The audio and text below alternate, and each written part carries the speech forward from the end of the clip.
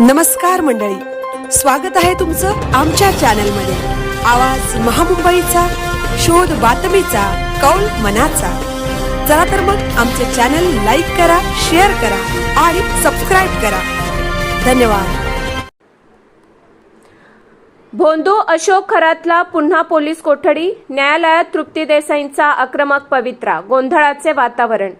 महिलांच्या लैंगिक छळ प्रकरणात आरोपी असलेला स्वयंघोषित मांत्रिक भोंदूबाबा अशोक खरात याला आज नाशिक जिल्हा सत्र न्यायालयात हजर करण्यात आले। सुनावणी दरम्यान न्यायालयाने खरात याला 29 मार्चपर्यंत पुन्हा पोलीस कोठडी सुनावली आहे। दरम्यान या प्रकरणात भूमाता ब्रिगेडच्या तृप्ती देसाई यांनी सक्रिय भूमिका घेत आक्रमक पवित्रा दर्शवला। याआधीच त्यांनी वेळ पडल्यास खरातच्या कानशिलात लगावू असा इशारा दिला होता। आज देसाई यांनी सिन्नर येथील खरातच्या संस्थेला भेट देत स्थानिकांकडून माहिती घेतली, तसेच त्याच्या देवस्थानाला भेट देऊन गावकऱ्यांशी संवाद साधला। खरातला न्यायालयात हजर करण्यात येणार असल्याची माहिती मिळताच तृप्ती देसाई आपल्या कार्यकर्त्यांसह नाशिक जिल्हा सत्र न्यायालयात दाखल झाल्या।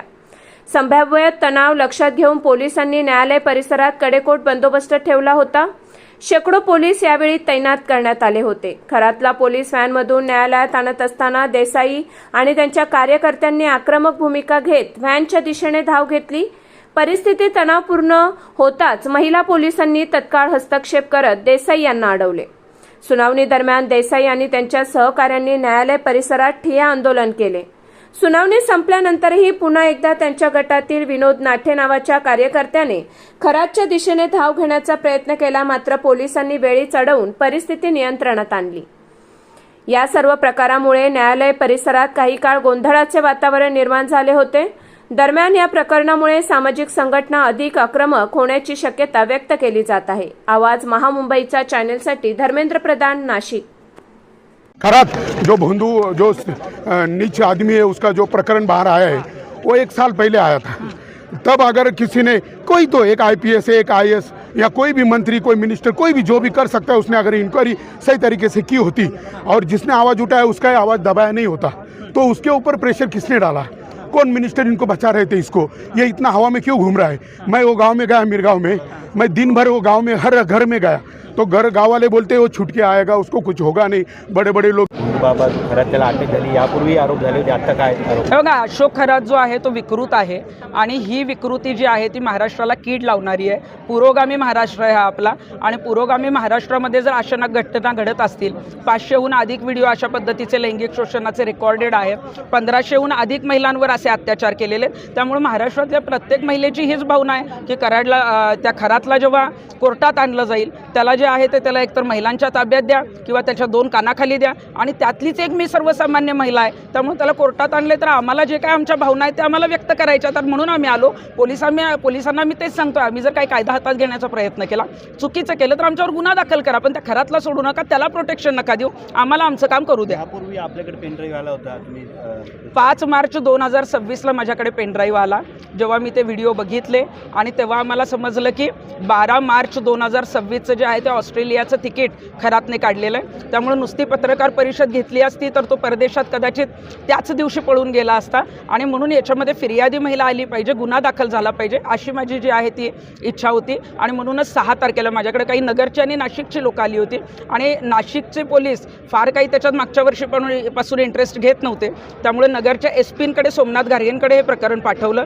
त्यांनी जेव्हा हे गंभीर व्हिडिओ आणि सगळं बघितलं, त्यांनी त्यांच्या ॲडिशनल SP-ना DG-कडे पाठवलं।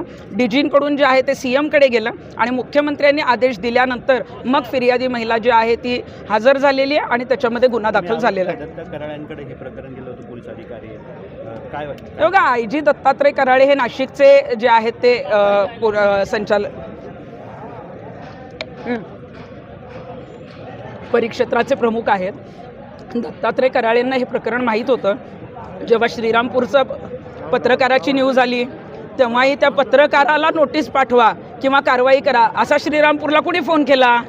जेव्हा 29/12ला वावी पोलीस स्टेशनला खंडणीचा गुन्हा दाखल झाला, तेव्हा ज्याच्याकडे पेन ड्राईव्ह होते त्यांच्यावर खंडणीचा गुन्हा दाखल केला. आता त्यांनी खंडणी मागितली का नाही मला माहीत नाही, पण हा गुन्हा दाखल करण्यासाठी कुठल्या वरिष्ठ अधिकाऱ्यांनी फोन केला होता याची माहिती पोलिसांनाच माहिती आहे, मी नाव सांगण्यापेक्षा. त्यामुळे वरिष्ठ अधिकारी, तुम्ही एखाद्या माणसाला गुरु मानताय त्याच्यात काही वाईट नाही आहे, पण गुरु जेव्हा चुकीचा असतो ना त्याच्यावर तुमची वर्दी काय काम करते त्याच्या पदाचा गैरवापर तुम्ही केला नाही पाहिजे आणि तिथं तुम्ही चुकलात, तुम्ही त्याला पाठीशी घातलं म्हणून हे प्रकरण 4 महिने पुढे ढकललं. माया जमवली, अनेक अधिकारी नातेवाईकांचे नावं आहेत त्या जमिनीमध्ये, बऱ्याच बेनामी प्रॉपर्टी आहेत, अनेक अवैध सावकारकीचा जो व्यवसाय आहे तो सुद्धा अनेक ठिकाणी जो आहे तो खराच्या माध्यमातून केलेला आहे. बरेच जी कागदपत्रं आहेत, कुणाला जर काही पैशांची गरज भासली तर थोडीफार रक्कम द्यायची आणि बक्षीसपत्र करून घ्यायचं आणि नंतर मग त्यांना जे आहे तो त्रास द्यायचा.